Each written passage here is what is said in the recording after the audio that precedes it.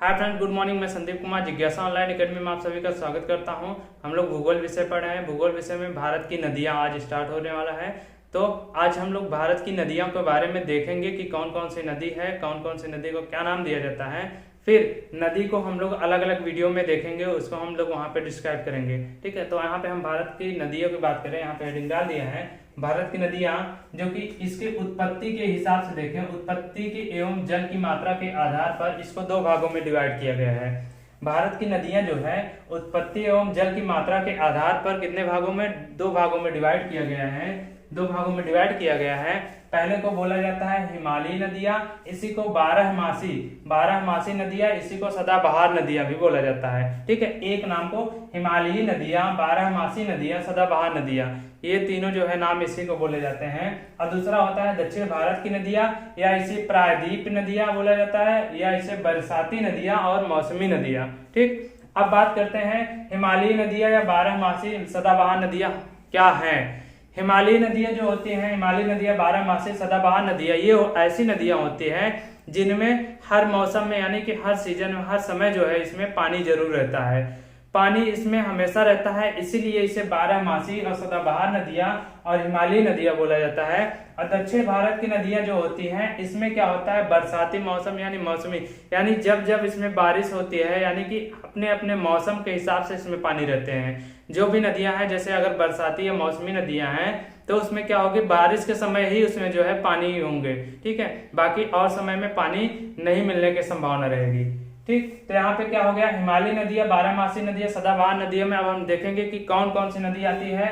गंगा, यमुना, रामगंगा, घाघरा, कोसी, गंडक, ब्रह्मपुत्र, सिंधु, झेलम, चेनाब, रावी, ब्यास, सतलज। इतने नदी हैं जिसमें हमेशा पानी रहता है। ये नदियां ऐसी नदी हैं जिसमें हमेशा पानी रहता है। और सब नदी नहीं देखे होंगे, लेकिन गंगा यमुना तो आप सभी लोग देखे होंगे। इसमें क्या होता है, हमेशा पानी रहता है। ठीक है, अब बात करते हैं दक्षिण भारत की जो नदियां हैं। दक्षिण भारत नर्मदा, कावेरी, महानदी, स्वर्णरेखा, दामोदर, गोदावरी, कृष्णा नदी आदि। ठीक है, इतने नदी ऐसे हैं, ये सब नदी ऐसे हैं, इसमें क्या होते हैं, पानी जो है सिर्फ मौसमी में होते हैं। कब होते हैं, मौसमी में होते हैं, यानी कि मौसम के हिसाब से, बारिश के हिसाब से होता है।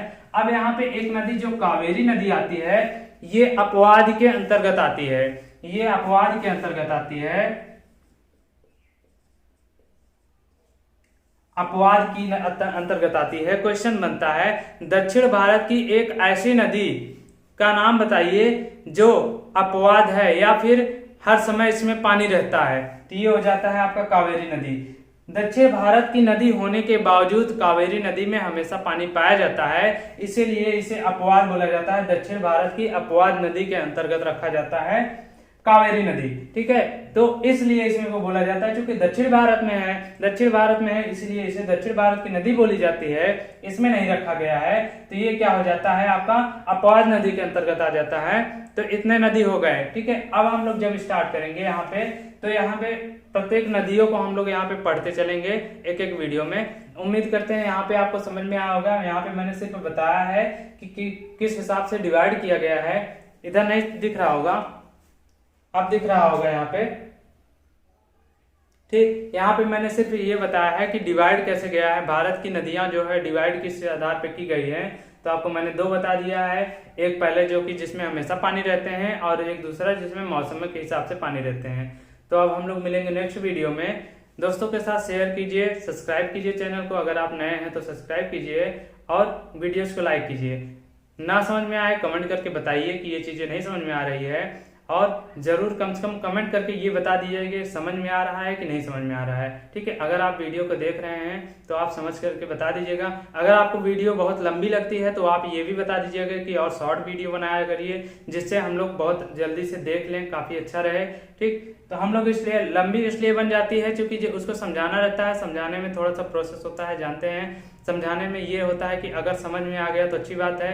छोटी वीडियो में एक शॉर्ट तरीके से जल्दी जल्दी बताते चले जाएंगे, हो सकता है ना समझ में आए, इसीलिए लॉन्ग हो जाता है। ठीक है, लेकिन अगर आप लोग बोलेंगे कि शॉर्ट वीडियो बनाया जाए तो शॉर्ट वीडियो भी बना दिया जाएगा।